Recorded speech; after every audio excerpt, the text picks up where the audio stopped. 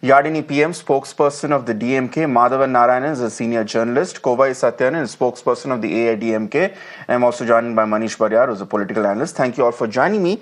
Let me flip the script a bit because this is seen as a predominantly BJP versus DMK face-off. So let me start with the spokesperson of the AIADMK. Mr. Kovai Sathyan, we haven't really heard from your party much in this entire run-up to this entire battle between the governor and the chief government of your state. Would you not welcome today's verdict? Because I'm sure no party of Tamil Nadu, whether it be, whichever party is ruling at this point, whichever Dravidian party, no party would want the state's autonomy to be corroded or eroded by a central authority. Good evening. I thank you for the opportunity, but please refrain from painting a picture.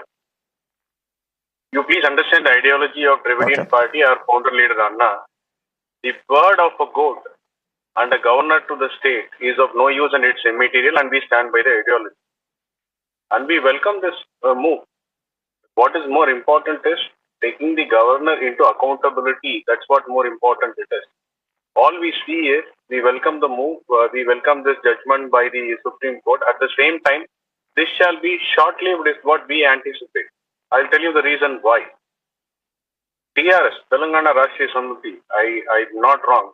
Last year, they went to the court seeking the court's intervention and direction to set a timeline for governor to act on any resolution or bill that has been passed by the state assembly.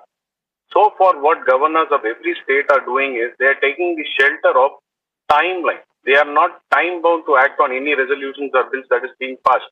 That is an excuse every governor, irrespective of whoever is in the center, be it Congress or BJP, take an excuse. What is more important is today, the Supreme Court has reiterated the Constitution. What is being said in the Constitution, how a governor role has to be. Supreme Court has reiterated what Constitution is telling. But what is more important, the real victory, the real celebration shall be there when the governors are being made accountable based on the timeline. That is what we look forward to. And the state autonomy is hampered every time. Why? Because every governor tries to run a parallel government. And in this case of Tamil Nadu, Alner Ravi went one step ahead, trying to be a quasi-judicial. He says a law which is being passed by the state government should not contradict the one which is being passed by the center. He cannot play that role. If that were to be the case, all he has to do is he has to give his consent to it. That will be challenged by the center in the judiciary.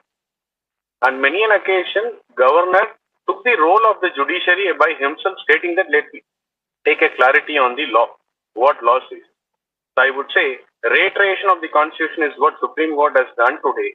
This will be short-lived. This joy will be short-lived because until and unless you make the governor accountable with a timeline, with X number of days that he has to act, say yes or no for a bill passed, that's the day where we can share about that will be the real victory for a state autonomy.